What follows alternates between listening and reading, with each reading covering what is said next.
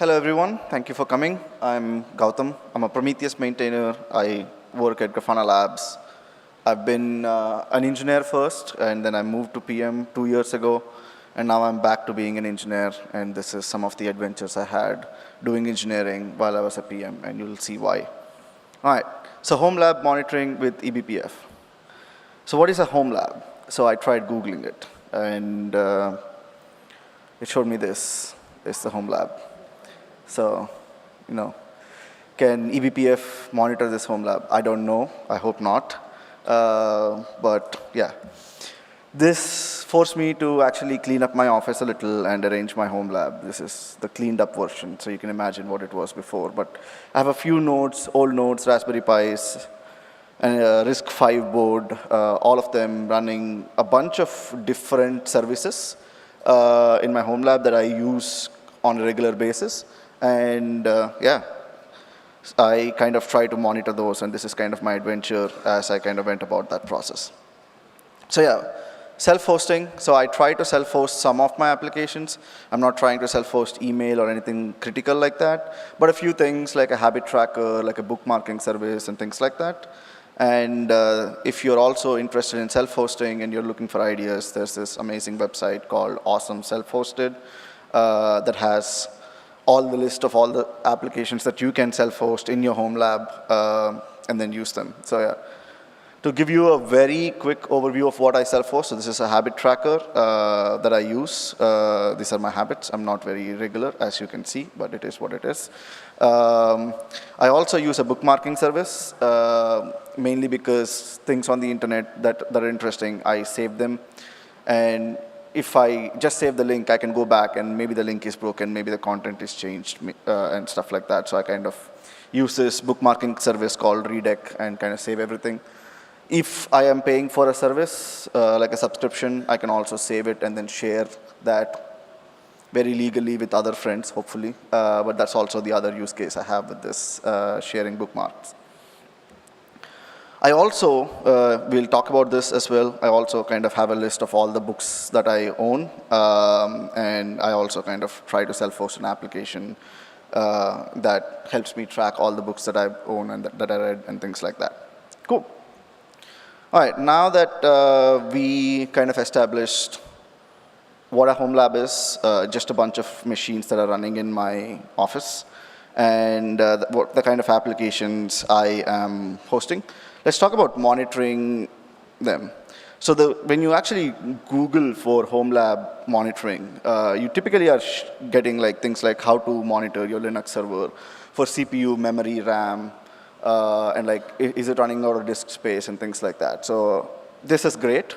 As a Prometheus maintainer, I've done this a while back, but I wanted to get more into like APM side of things. Like I want to understand like how many requests is the application getting? How many errors is the application having? What is the latency?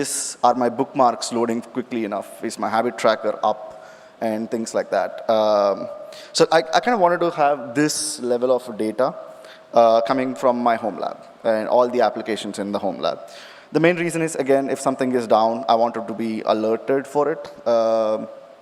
Actually, we'll get into the main reason in a bit. So yeah, I think the main reason is basically I was an engineer. I was building all these tools for observability practitioners. I was using my tools, and I was like, holy shit, I know exactly what works and what doesn't. I can make a great PM. And then I kind of became a PM, and I wasn't on call anymore. And I sorely missed it, actually. I like being on call. And now I was like, okay, you know what? I am going to dog food the tools. I'm going to run a home lab. I'm going to run all these services. I'm going to go through all this pain just so that I can put myself and I can be on call for at least a few services that no one in the world cares about, not even me sometimes. So yeah. All right, so this is the goal, to kind of get to this level of data. But there are a bunch of challenges when it comes to like home labs. So most of these self-hosting applications are created by like developers in their free time.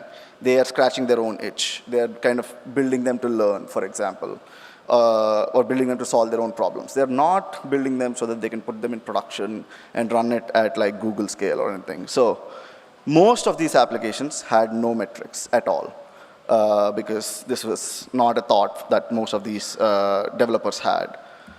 And even when they did have metrics, each of these different applications was emitting a different set of metrics. So now if I had to rely on those metrics, I need to have a set of dashboards, alerts for each app that I'm running. And I'm running like 8 or 9 of them, so I didn't want to kind of maintain 9 different dashboards, figure out which dashboard to open when one alert fires and things like that. So that was also not great. And if it was a Java application that I was running, I could have just run like an agent, and then the agent will just go instrument things, and everything will be the same. However, I thought I would have enough free time to contribute back to these apps that I'm running if I find some issues. And I chose to run Golang applications because I like Golang, and that's also the only language I used to know.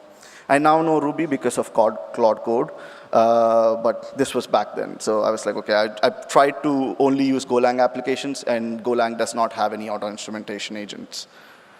So okay, I was like, okay, I'm going to treat this. I'm going to kind of come up with a criteria on how to approach this problem. Like, I want to have a single set of alerts and dashboards, and I want to monitor these applications.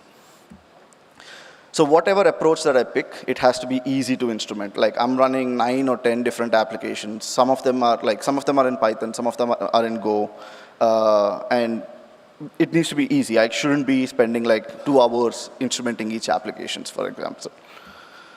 I need to have one set of alerts and dashboards. Like, I need to have one dashboard, and I can choose which application I'm monitoring in the dashboard. Like, and it just needs to be one set of alerts and dashboards, not one per application. I am running K3s on my local, so everything's running in Kubernetes. So whatever I do, it will be good if it's like Kubernetes native, like if it has an operator or a Helm chart or something like that. But the most important thing is I also want to be able to blog and talk about it. So it needs to be like all the cool technologies. You can see why I picked eBPF. Yeah. So now with this criteria, I kind of started looking at different solutions. And honestly, there's only one solution if you want the same set of alerts and dashboards across all different languages and frameworks. You must have heard of OpenTelemetry by now. One of the things that is not often talked about in OpenTelemetry is its set of semantic conventions. So essentially, OpenTelemetry tells you if you're monitoring a HTTP service, these are the metrics that this service should emit with these labels. What this means is you could have a Python application, Scala application, Java application, C++ application. If they're instrumenting with OpenTelemetry, they're going to emit the same set of metrics and telemetry. So you can build that one set of alerts and dashboards. So I was like, okay, I'm going to have to pick OpenTelemetry now. Now that I've chosen OpenTelemetry, there's 2 ways to go about instrumenting applications in Kubernetes with OpenTelemetry. So the first one is the OTel Kubernetes operator. What it does is it kind of looks at all the pods. If it's a Java pod, it installs the Java agent into the pod. If it's a Python pod, it installs the Python agent into the pod. It does like in-depth native auto-instrumentation as much as possible. However, again, it kind of faces the same challenge where, basically it works for Java and Python and Node, but it doesn't work for Golang or Rust or all these other compiled languages. The other cool thing about this is if you're using the Java agent, and it's producing a standard set of telemetry, you can enrich that. You can add like a customer ID if you want in your code, and that customer ID will be added to the telemetry that's exposed. So you can actually extend the telemetry, the standard telemetry, with your specific data. And I think that's really powerful. However, again, you need to kind of add an annotation that says this service is a Java service, this service is a Python service, and then it adds that agent and restarts that service. So there's a restart that's required. All right. Versus Beyla. Beyla is now part of the OpenTelemetry. We donated it. It's called OpenTelemetry eBPF instrumentation, but Grafana has a distribution where it started. It's called Beyla. It runs as a daemon set. It uses eBPF. And it basically, what it can do is send you red metrics, request, error, duration, networks, and process metrics. And because it looks at the kernel level data, we'll kind of see how that works. It is consistent for all languages. It could be Rust, it could be C++, it could be Java. It's just emit the same telemetry everywhere. However, if you add a customer ID in your code in Java, it's not going to be picking, like Beyla can't pick that up because it looks at the kernel level and kernel does not see this customer ID data. And because it hooks into the kernel, you don't need to do any restarts. All right. And also, it uses eBPF, and I think that has a higher chance of getting accepted to conferences. So, I picked that. It's my home lab. I'm not running in production, so yeah. So I was like, okay, I'm going to use Beyla. So this is the installation instructions. So they said, yeah, just run these 2 commands, and it'll work. So I run those 2 commands. I installed this standard hotel dashboard. If you're using Prometheus, I would recommend installing this.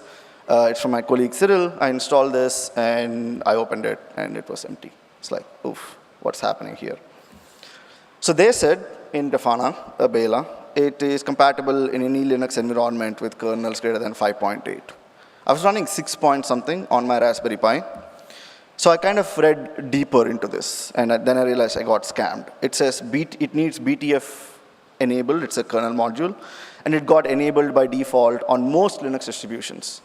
Most does not include my Raspberry Pi Raspbian. So I had to recompile my Raspberry Pi kernel to run Beyla. Well, easy to instrument, I said, remember that. But I could write a blog post out of it, so I was happy. So yeah, so now that I've installed all of this, I've kind of installed this dashboard. I now have all the data here from this one service. I can pick the namespace of the services. These are all the different things that I'm running in my Kubernetes cluster. These are all the different services that are running. But here you can kind of see all the different operations that Beyla has kind of detected. I just only started using my application now just for the demo. I mean, it doesn't have a million requests. It just has one check, health check, essentially.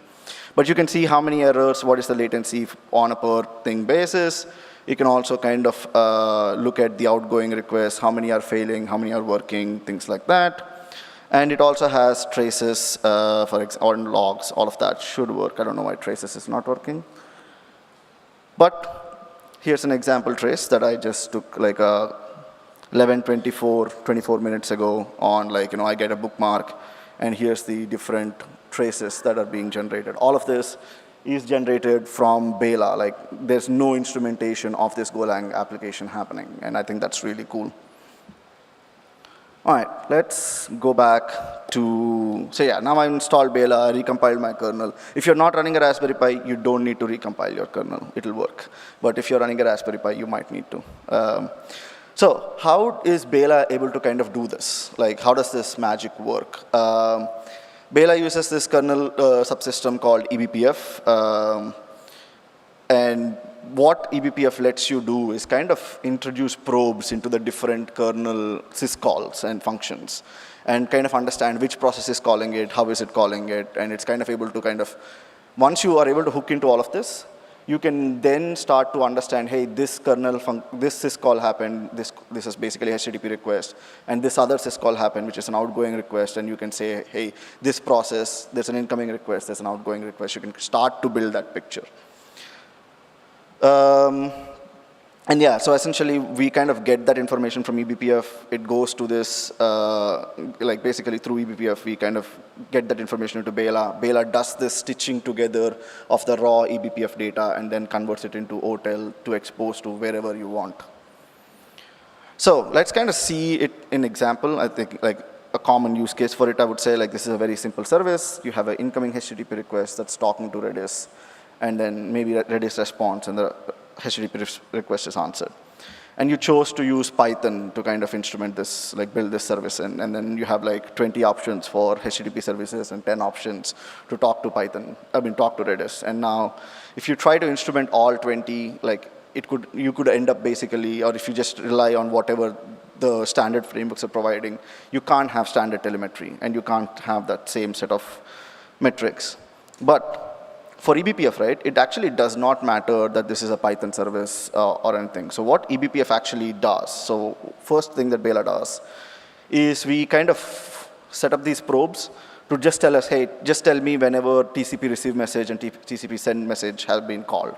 And once they've been called, we look at the initial set of bytes to understand, is it a HTTP request, is it a post request, is it a GET request, and stuff like that. So we just look at the initial bytes. So we say, okay, there is a HTTP GET users request coming to this Python process. And then we say, okay, it's being handled by thread 1. And we also kind of monitor if this thread is spawning other threads.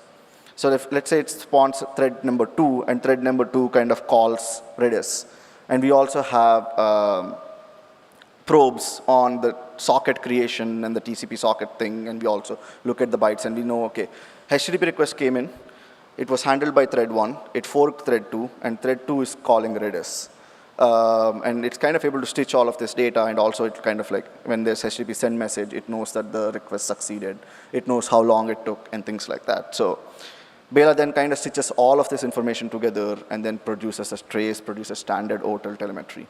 Now it does not matter if it's Python or Rust or Java, because what we are looking at is the kernel level syscalls, and that's kind of how this works. It's a little bit of magic, even for me, and I've tried to understand it, and I've given up, and I decided I'm going to use it, kind of like a black box, and that works. Okay, so now I have this standard set of alerts and dashboards. So I was like, okay, the next thing I need to do is kind of get alerted for it when the service is down. And I decided not to do standard normal alerting. I was like, I'm going to do the cool thing. I'm going to do SLOs. So I was like, okay, I created SLOs on all my services. And I said 99.9% of the requests should succeed. This is the standard SLO that I've created for all the services. And then one day I wake up, I actually go try to read my bookmarks, I guess, and then it broke. And then after I noticed it broke, I got the SLO. It's like, okay. So turns out, if you write an SLO alert and there are no requests, it's all green. And when the only request is when you make a request and that request fails, of course it's red, but you get alerted too late. That's even worse is when my Raspberry Pi itself was down.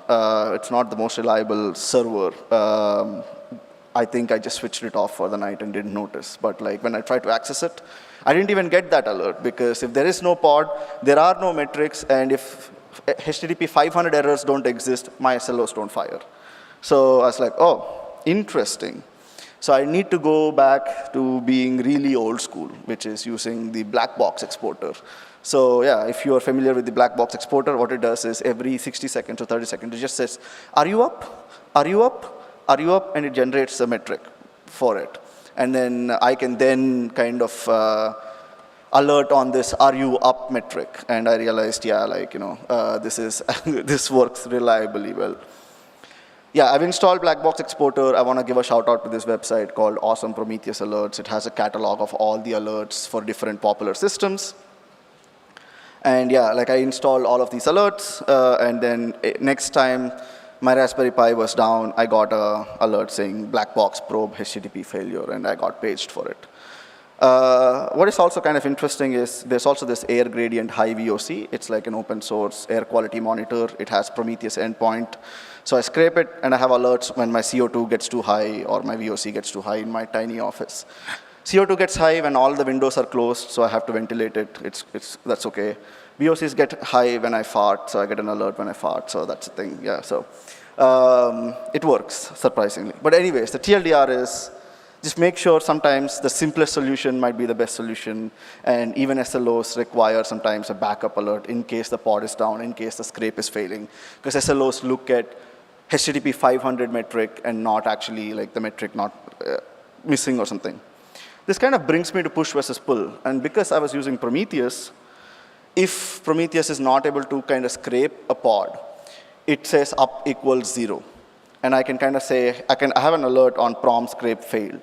But if something is pushing, and if there's like 10 things that are pushing and 2 of them are down, there is no up metric for these 2. Like there's no liveness check in a push model, and that's kind of one of the reasons I really like the pull model. So we're also trying to figure out, as a Prometheus community, as we do more and more OTel, how do we kind of have an equivalent of the up equals 1, up equals 0 model with the OpenTelemetry push world. All right. So, okay, I'm going to give you a very quick speed run. How many of you buy books but don't always read them? All right, good. You have the same skill as me. It's called sundoku. There's a Japanese word for it, so I have a huge library.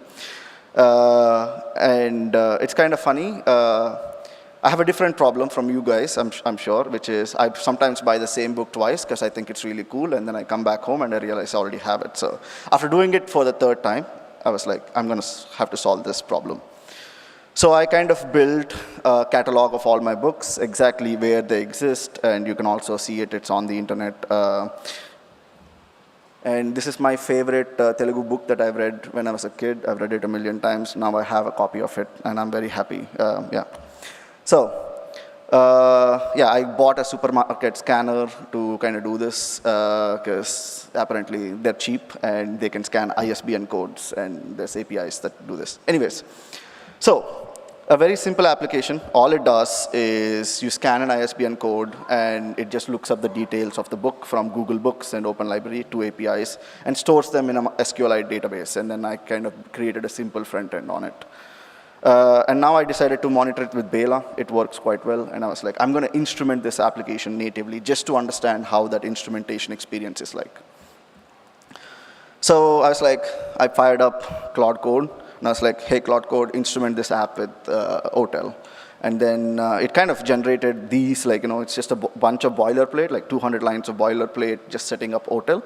And then you just say initialize OTel, like set up OTel SDK, and then kind of done. It's actually quite standard. So I was like, okay, I am going to, I instrumented my app, and I'm going to run it. So this is the data that you get with Beyla. So if I kind of call this debug lookup endpoint, it kind of first looks up Google Books, then looks up Open Library, and then kind of returns the data. So it's a very simple endpoint. There's an input, and there's 2 outgoing requests.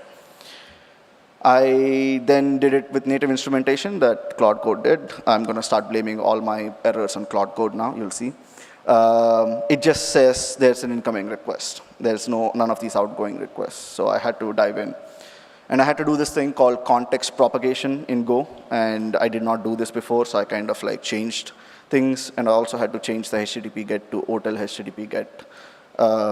Once I've done that, it actually worked, and I'm quite happy about it. So that's great.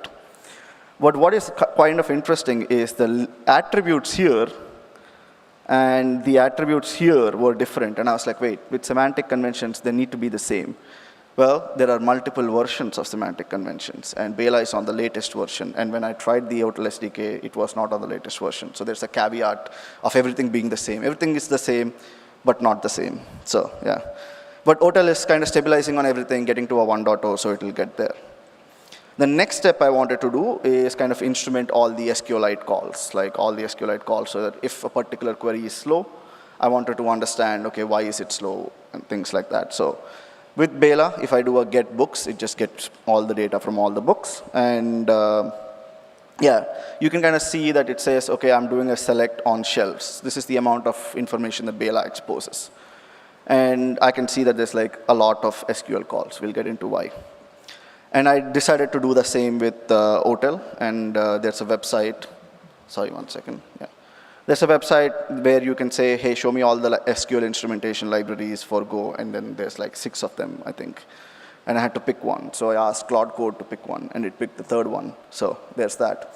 And I instrumented with that. And it's also quite simple. I had to do OTel SQL, few things, and it got set up. Then I ran it, and each SQL call was its own trace. It was not connected.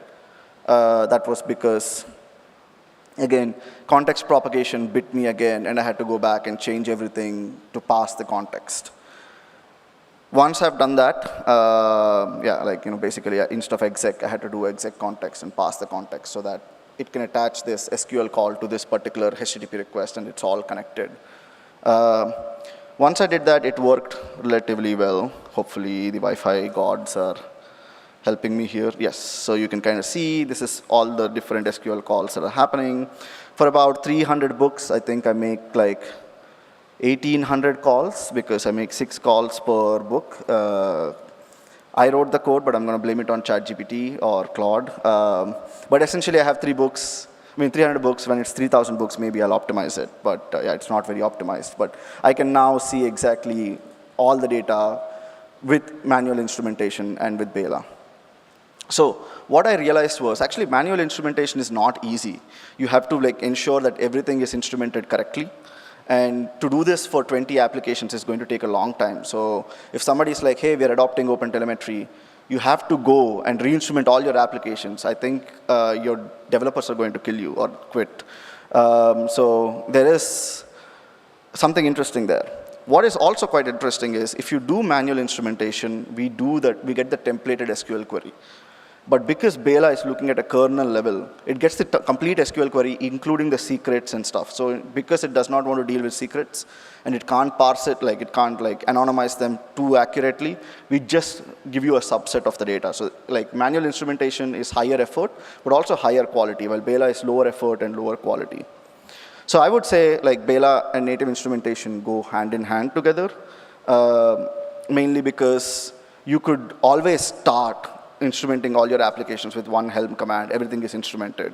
You're able to build your automation. And then you can prioritize on an application by application basis and say, okay, per quarter, we're going to instrument 5 applications, like the topmost applications. And you can gradually add OpenTelemetry to your non-Java fleet, or like, where auto instrumentation does not exist. So yeah, cool. There is one more call out I want to do. There's one more experiment I've been meaning to do, which is compile time instrumentation. So especially for Go, Alibaba, Datadog, and other companies, they've kind of come together and donated this thing where if you give it a Golang project and you compile it with this particular tool, it'll automatically add all the instrumentation for you and then give you a binary that's instrumented. So I want to kind of also test that to understand how that works. Yeah, that's everything that I have. I think we have a few minutes for questions. Any questions? Yeah. You have to shout. You have to shout, yeah.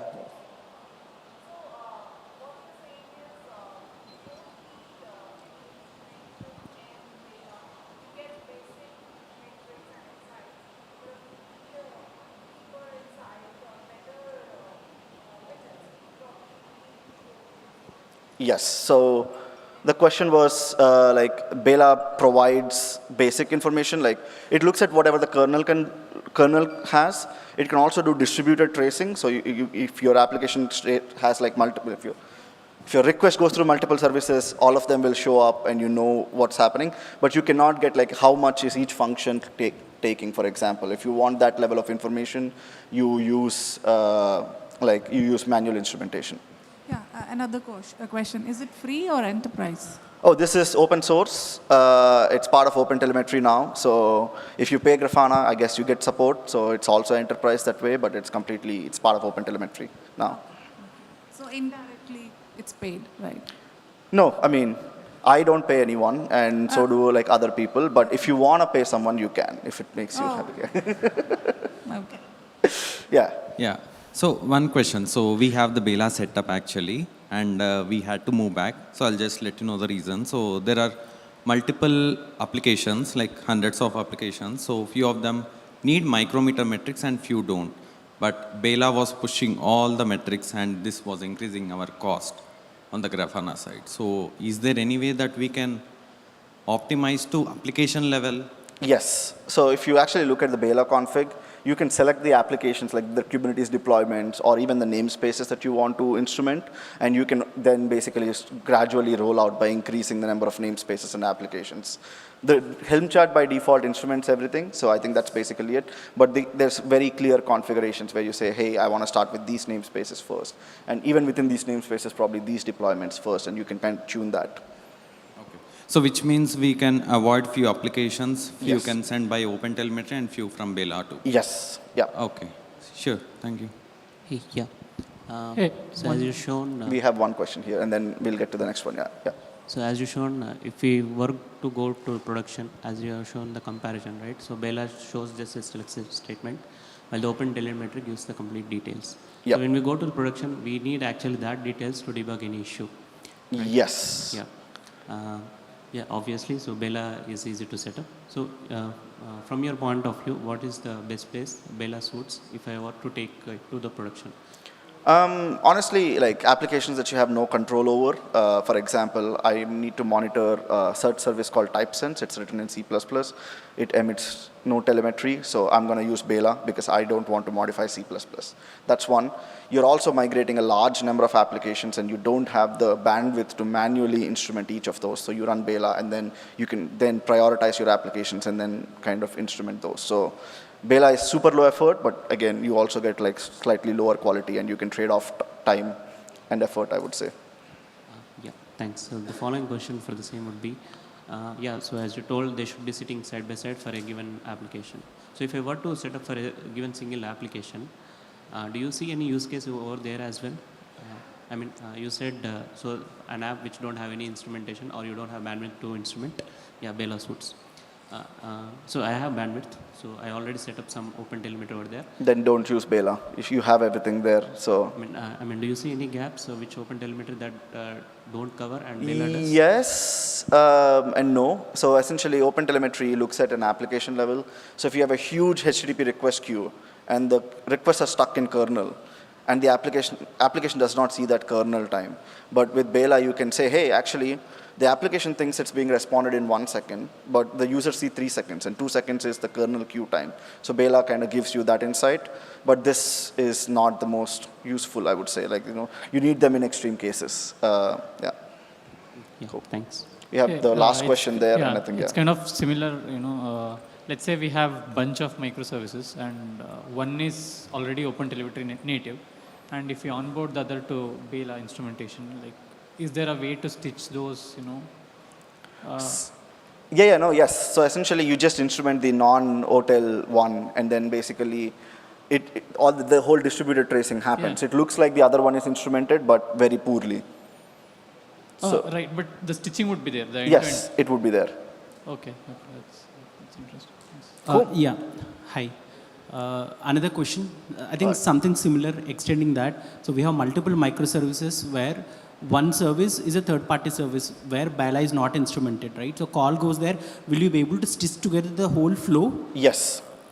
If everything is OTel, yes. No, there is no OTel. Let's assume there is only Beyla for auto instrumentation, right? Yes. And a third-party service is not instrumented. When call comes back to our microservice, will you be able to stitch together the whole flow? Yes, we would, because it happens in the same thread. So we just would see an external call that took 3 seconds, that responded with 300x or 400x and stuff like that. So you would see an external call, and I can kind of show that to you, hopefully here as well. So I need to go back. So the outbound call went to these things, and that took I don't know. I just took, it was one outbound call, but you can also see outbound calls to third-party services in Beyla, and that will also show up as a trace. Cool. Okay, we are out of time. I just want to give time for the next speaker. Okay, there might not be a next speaker because of lunch, so let's go. Last question. Yeah. Yeah, so it's more of a home labbing question. So in my home lab, I have this Dell PowerEdge server rack, which consumes a lot of electricity, and I'm paranoid about electricity bills. So I like to monitor the power usage on iDRAC panel. So is it possible with Beyla, maybe in future, to scrape all the... Beyla is on the application level. It's focused on application. I think the best that you can get is Node Exporter, which is a Prometheus exporter. So it does have power metrics. So you should be using Node Exporter and not Beyla. Okay, so we can scrape iDRAC. Yes. Yeah. Okay. Yeah, thank you. One question from my side. Okay. Let's take them offline. Yeah. So.